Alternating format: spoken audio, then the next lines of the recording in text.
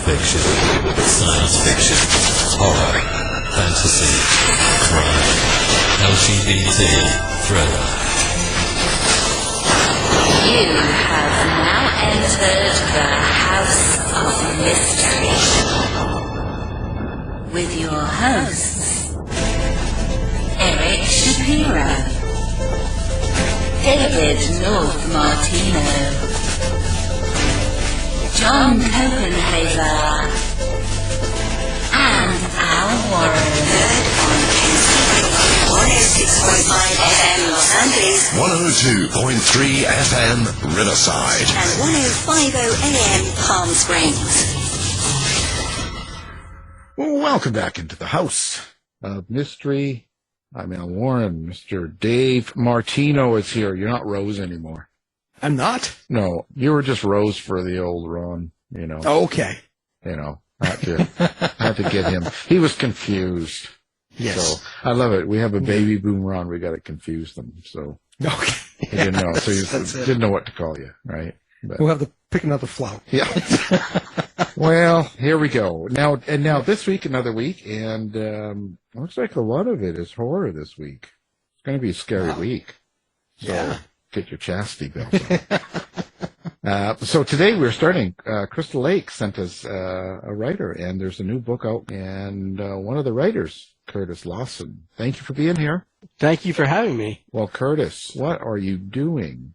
Writing horror. Like, what's going on here? Are you a big-time horror writer? We've never had you on the show, so tell us who you are. Where did you come from?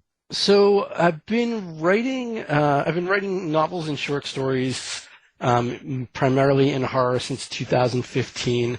But I kind of fell into that backwards. I was doing comics for about 10 years before that, very unsuccessfully. And I had lots of money worth of comic art for projects that never ended up going anywhere on my computer. And I realized that I was taking thousands and thousands of dollars away from my young family. Couldn't really justify it anymore. So I wrote a novel, and I kind of accidentally fell into a publishing deal with it. And it did okay, so I figured this is what I do now. And I've been much more successful with that than I was in comics. Most of my stuff, as I said, has been in the horror genre or horror adjacent. Most of it has some sort of supernatural elements. I guess I'd call it all dark fiction. But yeah, it's been a pretty good, 8 years or so doing this, and I've had more success than I would have expected, in not huge money, but in the sense that I've gotten to hang out with people who I have wild amounts of respect for, and I've had authors who I love come up and ask me to sign my books, and it's been very cool. Yeah, it's an interesting business.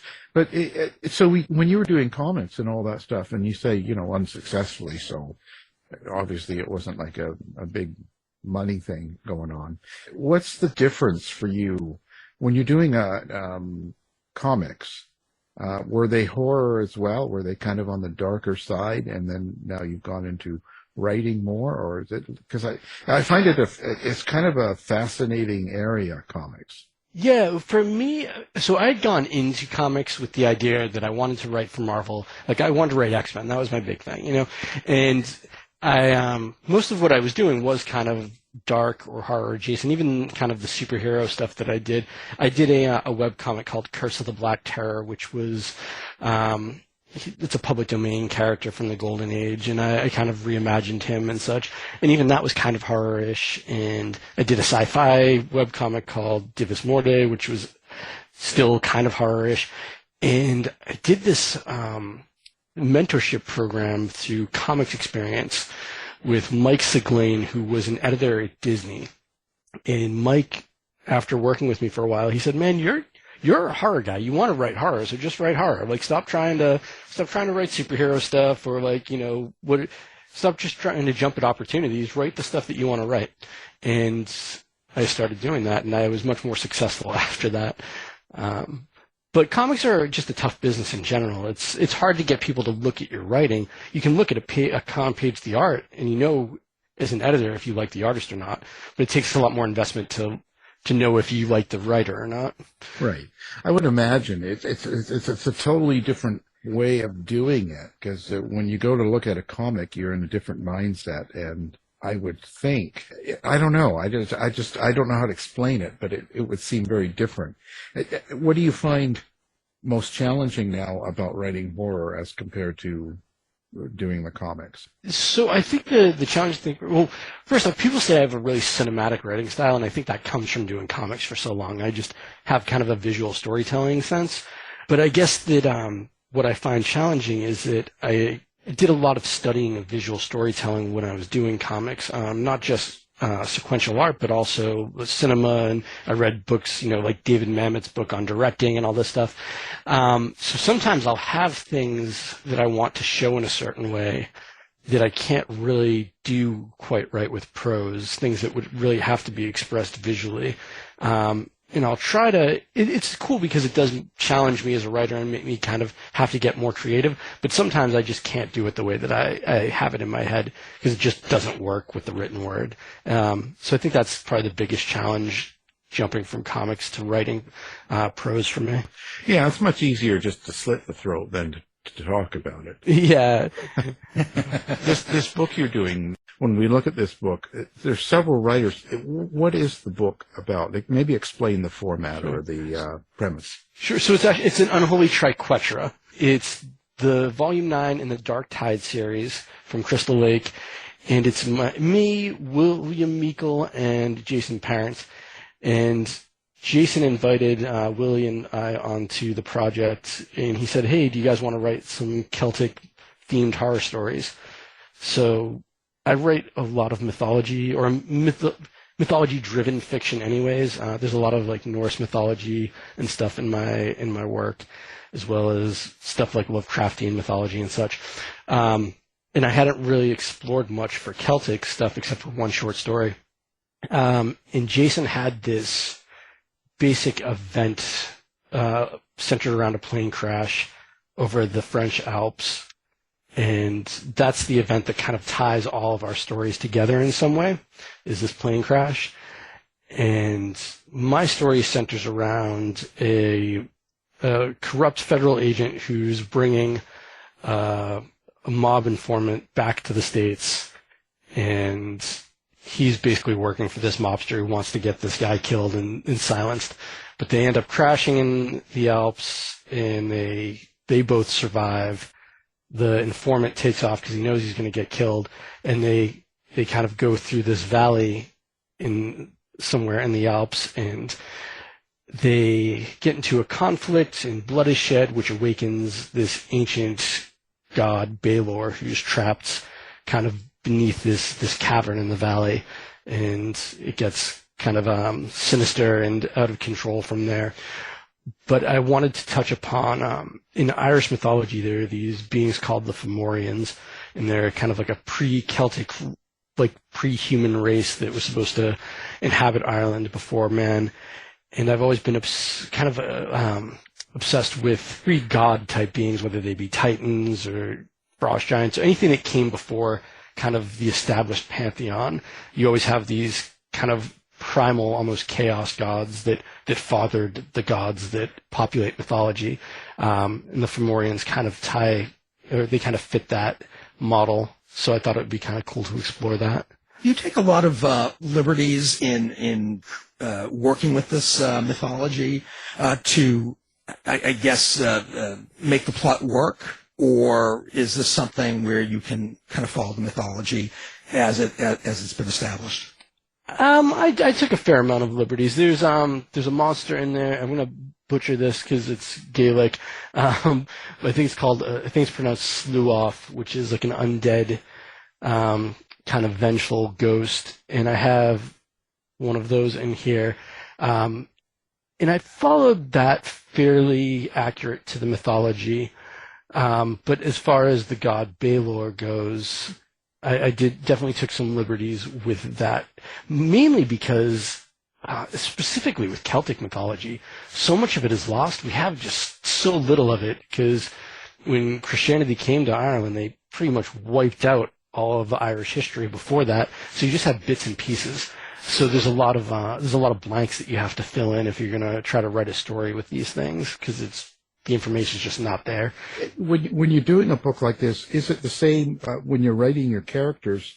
Do you develop them the same way? Do they come to you the same way as, let's say, something else that's not Celtic? Yeah, they come about the same way. For a lot of my stories, I start kind of with an emotional or psychological or philosophical theme. So for this one, I wanted to write about the idea of being in an inescapable situation.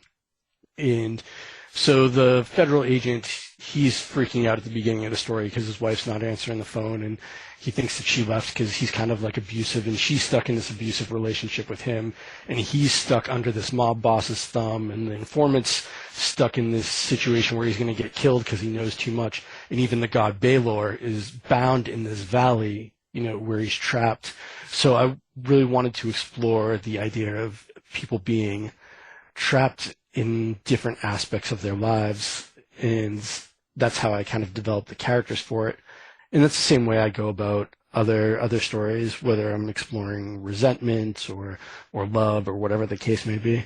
Do you have and I ask this, of a lot of writers, do you have a relationship with your characters? Do you feel like how do you consider them? It depends on the character. Like these ones, I wouldn't say that I have any strong bond with these particular characters. They fit the story, they fit the needs of the story. But there are certain characters that I definitely I've put more of myself into, I suppose. I wrote a book called Blackheart Boys Choir, and I always kind of use the saying that it's emotionally autobiographical. So, the events in it didn't happen, but a lot of it is based on how I felt as a teenager, and the main character has a lot of the same troubles and flaws that I had as a young man. And then there's other stories where I'll put different parts of myself into there. I wrote a story called Miss Athena in the Coffin Maker's Book of Dark Tales, and that's goes into a little bit more of my softer, tender side and such. So, it really depends on the story and what it needs, based on I'll base how much I put of myself into it for the needs of the story. Well, you mentioned that you're a very visual storyteller. But do you have an inner monologue? Can you hear your characters? Is that how you create dialogue, or is there some other way that you do it? I do have I have a strong inner monologue, and once again, depending on the story, the characters will have a more real or developed voice to me. Once again, like in Blackheart Boys Choir, that's told first person present tense. So when I was writing that, I had to be immediately in that mindset. So the character of Lucien has a very strong kind of voice in my head. And then I wrote this book. It's a bad world, and it's an ensemble kind of cast. But the character that most people come to is this mercenary named the Rhodesian, and he's one that really developed in my head as far as his voice and everything. And even when I was doing that book, I was researching like Rhodesian accents and stuff like that. So once again, I guess it depends on how important the character is to the story and how much they resonate with me as I create them. So where does the Celtic interest in that come from for you? Well, I'm just generally interested in mythology. I mean, I am of Irish and Scottish ancestry, so there's that part of it, for sure. But I really like mythology and comparative mythology. I like comparing creation myths and end of the world myths, and seeing how these, similar ideas and symbolisms evolved in different parts of the world. And you can see a lot of universalism in the creation myth of most cultures. Like I said before, you have these kind of primordial chaos gods, which give birth to, a race of gods of order or some such thing. And that goes across a lot of cultures. And I'm very intrigued by that kind of universal truths that are hidden within mythology, whatever that mythology might be. So now in your story, the plane crash and the federal agent and the survival in the remote valley and stuff, and when you talk about the location, how how do you write the location? Do you write it like a character, or how do you describe that? For this one, absolutely, it was like a character because it's kind of unclear in my story whether they're still in our world or if they've kind of slipped into, some parallel world. And that I wanted to create a sense of both claustrophobia and isolation. And I do that, from the plane itself to being stuck in this valley, and then they end up in this cave system. So that sense of claustrophobia and the environments almost kind of trapping them as well, that was very much like a character in the story. And I do that with a lot of things, I think. I have a collection called Devil's Night, which is all stories that take place in Detroit on Devil's Night in 1987. And the city is very much a character in that. So I think that in a lot of cases, it's a huge benefit to have your environment or your location or whatever be just as much of a character as anyone else in the book. Now, do you consider yourself more of a quiet horror writer or more of an extreme horror writer, or are you somewhere in between? I would say somewhere in between. I don't consider myself an extreme horror writer, but I definitely have some stories that some of my less horror-friendly loved ones and friends aren't keen on reading because they're a little bit too violent or gory. So I would say I'm somewhere in between. But I'm definitely, I wouldn't consider myself like a splatterpunk or extreme horror guy, but I can get gory. Now, when you talked about claustrophobia and the location and as a character and stuff like that, are you a person that do you outline this whole sort of scenario and then put your characters into it, or are you just doing this one day at a time? I'm such an outliner. I've tried to write without an outline before, and it doesn't go anywhere. I just monologue forever. There's no narrative ever comes from it. So yeah, I meticulously outline anything, even short stories, before I write them. And I guess it depends on, once again, on the size. It might just be a couple note cards saying, Act 1, Act 2, Act 3. But on bigger stuff, I use color-coded note cards in an app, and I have all the character arcs on different colors and different storylines going. So outlining is an important part of my process. Well, you mentioned, being an outliner. Do your characters ever surprise you? Are you able to keep them on that outline, on that plot, or do they go off the rails and kind of take the plot with them? Oh, they can definitely go off the rails. I think that's one of the things you have to adjust to, and maybe not everybody, but for me, I've had to adjust to the fact that outline is just, it's just a suggestion. And sometimes you'll realize that this doesn't make sense. The way you've developed this character, this action doesn't make sense for them to take. Or, as you're writing it, you'll just you'll know that this character wants to do this thing instead. And you have to rework your plot a little bit and figure out another way to get from point A to point Z, or maybe it changes everything entirely. And that's kind of a beautiful thing too. It's just, while I'm doing that though, if I have to remap, I'll remap, but I can't just kind of follow that to its end without the remapping. But yeah, the characters definitely can take over. So with your outlining idea, do you have kind of let's say a subtext or an idea or some sort of meaning underneath the story, under the entertainment and all the wild stuff going on and the gore? But is there kind of a meaning you want a reader to take away from it?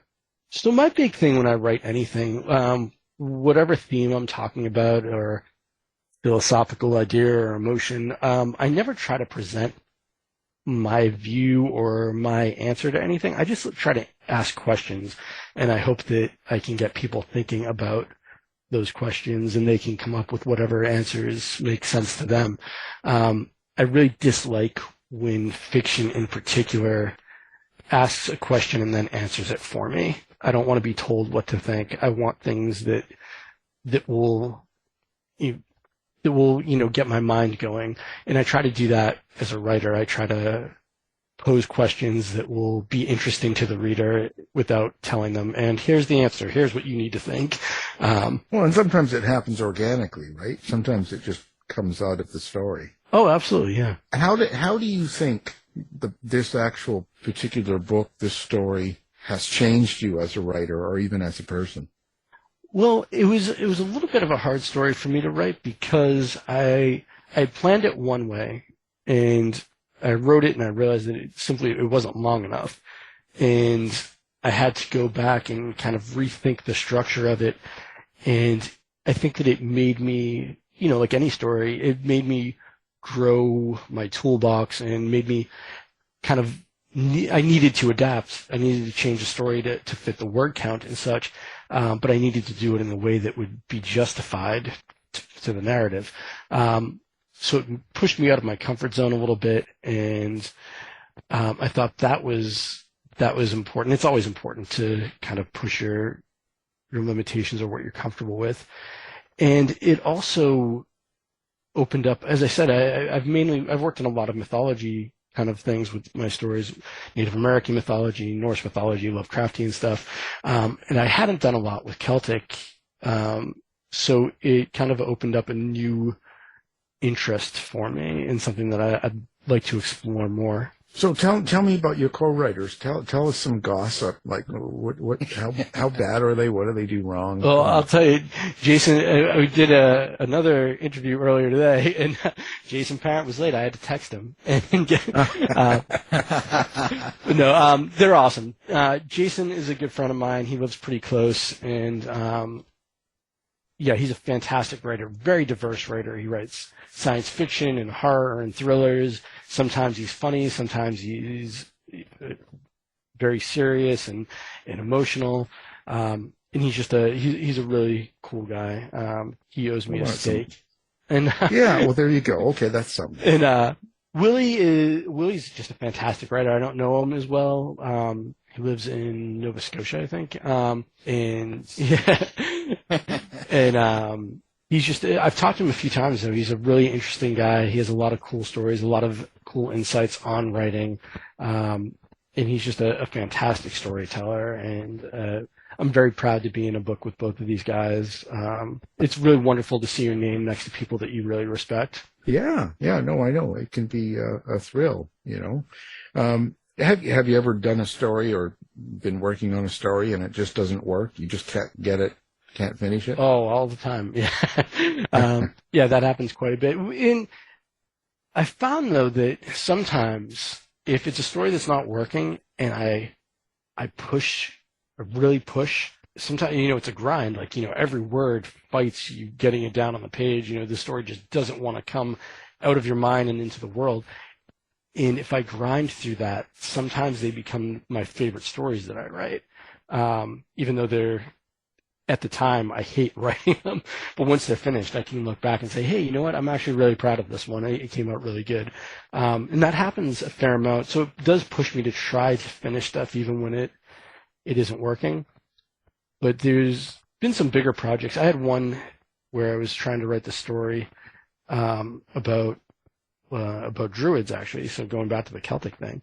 And I had sent it out to some people because it just wasn't coming along, and everybody said the same thing. They said, your villain's awesome and your main character has nothing. Like, why is this the main character? Like, she's completely boring. There's nothing to her.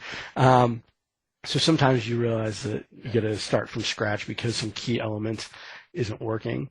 Or you just put it aside. And there are times where I'll put something that I thought I was going to love, I'll put it aside and I'll just kind of gut it over time. I'll take little bits of it and incorporate it into other stories. So now this is book 9 of 10 in the Dark Tide Mysteries. So what is the Dark Tide Mysteries? How can you explain? What is that? So the Dark Tide series, it's really just like different groups. They're all books of 3 novellas from a lot of the most exciting writers in indie horror. And I think it was just, there's the name, I don't think there's anything really more to it than it's Crystal Lake and, Dark Tide, the whole water theme. But they all have these very cool covers with similar color schemes and a similar artistic kind of look to them. And it's really just these themed novellas. So one's, I think, like splatter westerns. I think 10 is a zombie thing. There's one that's a Halloween theme, I think. So they're just these themed books with 3 different writers, and they've gotten some really fantastic writers. James Moore has done one. I think Jason Parent did one before this, so he's in 2 of them. And some of them there's this writer, Michael Burke, who hasn't published a whole lot of stuff. I know him because he owned a comic book shop that I used to shop at, still owns. And it was really wonderful to see him in a book with James Moore because he hasn't published that much. So to see them pushing newer writers alongside, really established ones is wonderful too. How did the title get into it? Triquetra. Triquetra. That was Willie's idea. We were throwing around title ideas, and I believe that's the symbol there, that Celtic symbol that's on the cover. It was just to kind of tie it in with the Celtic theme. I had proposed Threefold Death, which is like another thing tied in with, I think, like Druidic tradition and such. But yeah, we thought the Unholy Triquetra just fit the theme well, so we went with it. What now? You're working. You've got this book out now. You're doing this and marketing it some and stuff. But what are you working on that we'll see coming up next? Well, I have my own imprint at Weird House Press that I've been working on, and I'm doing some editing some anthologies for them. I have an anthology called 13 Possessions, which I co-edited, which will be coming out in a few months. And I'm writing a book called Couch Surfing Through the 12 Chambers of Hell, which is it's about a aging rock star whose wife and daughter have died in tragic circumstances, and he's kind of traveling across Route 50 from California to the East Coast, and it mirrors the 12 hours of the Egyptian afterlife. So it's kind of a surreal vibe to it. It's not, I wouldn't call it horror exactly, but it's definitely kind of dark modern fantasy with some horror elements, but much more surreal. And that's been a lot of fun to write, and I'm almost done with that. Wow. So when you're thinking of these ideas, so what are you, like, stoned in the basement or something? Like, where does this all start? Like, believe it or just not, driving down the road? I've never even drank a beer. The only time I've ever been high was when I got Vicodin for a tooth infection. No. So, yeah, I think a lot. I spend a lot of time in my own head, and I write down anything that seems remotely interesting. It's kind of silly, and I joke about it, but it's kind of true. Before I ever wrote comics or did anything, or even I played music before that. Before any of that, though, I played a lot of Dungeons and Dragons, and I would run D&D games and such. So, and we were broke, so we never bought pre-made adventures or anything. We just made everything up ourselves. And I think playing D&D and running role-playing games really taught me how to be creative in a lot of ways. And I also think that growing up reading comics, comics are kind of seen as like non-literature or whatnot. But one of the cool things about comics to me, especially something like Marvel, is they just didn't care. They drew from everything. Like take Dr. Doom, he's like a scientist and a sorcerer and a time traveler, and he's got this robot armor. So it really exposed me to a lot of different genres all at once. The same thing with kind of like trashy cinema. I feel like I just have a lot of genre and like fantastical elements ingrained in me that I can draw from and get ideas from. So now the horror writers community, what do you think of it? Like, is it a pretty strong one? And what do you think of the horror world as it is right now? Oh, I think it's an incredible community. There's this whole thing about how kind it is, and it really is true. It's very accepting, very supportive. I think that, it's a wonderful community, and I think that it's like anything, it's better in person. I think that if you go just into some of the online spaces, occasionally it can seem kind of toxic because people are a little bit performative online, but in person especially, it's fantastic. And I have very few people I've ever had a problem with, and most people have been wildly supportive. Well, hopefully we can change that. Well, how did you find the horror community? I know I found the community, way back on the old Shock Lines bookstore message board. But how was it for you? Well, like I said, I've been doing comics, and the comics industry or community was much different to me because, especially as a writer, other writers weren't really supportive of each other because everybody's fighting over artists and, like the few jobs there are. One of the guys who works for one of the big shots at Top Cow Comics talked about how there are more professional NFL players than there are professional comic creators. So since it was that competitive, it wasn't as friendly. And then I wrote a horror comic called The Wrong House, and it got optioned for film, and nothing ever came of it, but it got optioned. So at that point, I joined the Horror Writers Association, and James Chambers was the person who kind of guided me into that, who was working for them. And from there, from the Horror Writers Association, I started meeting people, and that's how I kind of got involved in it. And then, out of sheer ignorance of how things work, I sent one of my books to S.T. Joshi, who's kind of he literally wrote the book on H.P. Lovecraft, right. And I sent him a collection I did, and he said, well, this has some potential, but you need to do this, and this better, and go read these books and everything. And I did what he said, and then I sent him my next book, and he was like, this is fantastic, and he introduced me to a lot of people after that. Did you have to sleep with him? Yes. You heard that here. Okay. Yes. Well, that's good. I mean, that's the only way. Right? Yeah. Hopefully somebody makes a meme of that. Well, yeah. This is Now, listen, social media, are you out and about? Are you kind of all over the place? Do people find you? Do you have a website? How do they contact you? Yeah, so I have a website, curtismlawson.com, but I'll accept just about any friend request on Facebook. I use my real name. That's not a pen name, so you can just find me.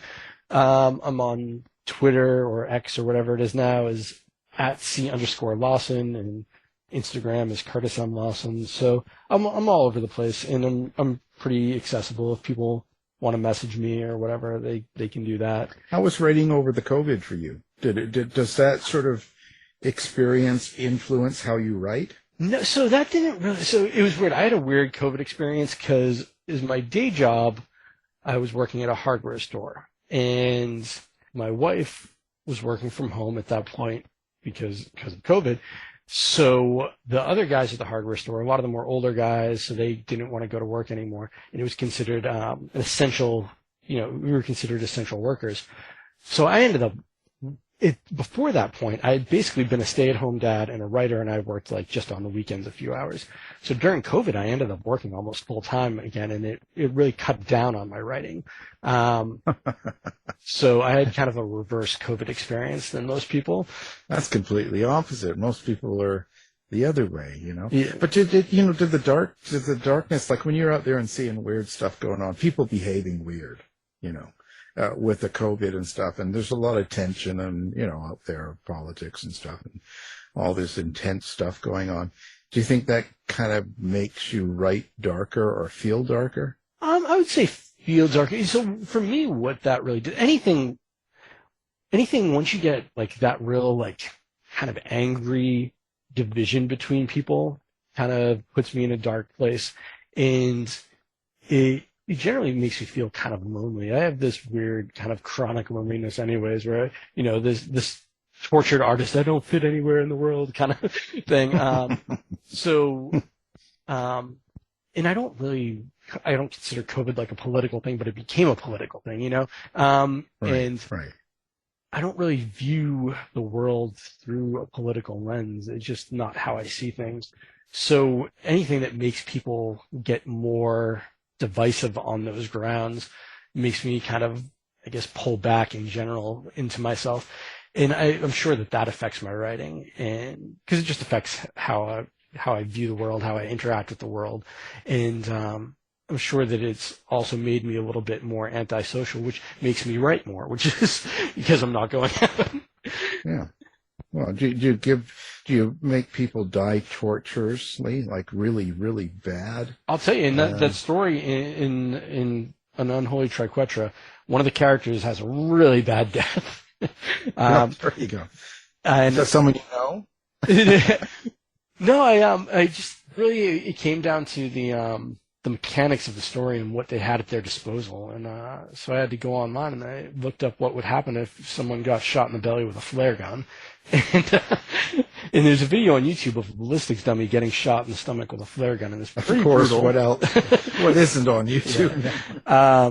So yeah, there's some brutal deaths. And then, I've been known to put some characters. You kill off people you know? I have. You didn't? Yeah. Not okay. in that Now story. let's get the names. Come on. Let's. I won't give any names, but there's in Blackheart Boys Choir. There's a character named what's his? I'm going to end up using the real name of the person. Let's say Dave. So, but there's a character in there which is a combination of two people who were kind of like high school bullies to me, and I just combined their names, like one of their first names, one of their last names, and he gets shot in the face. So. Well, there you see, that makes sense. There's total sense. I think that's great. He probably deserved it. Yeah. So it's fine. I mean, I don't know. I'm just that way. Yeah. Well, listen, it's been a pleasure having you on and listening to you about your new book and horror and comics and everything else. And we wish you the best. Hopefully it goes well and you'll be the next Stephen King. You know? Be nice. Well, Thank you so never much. know.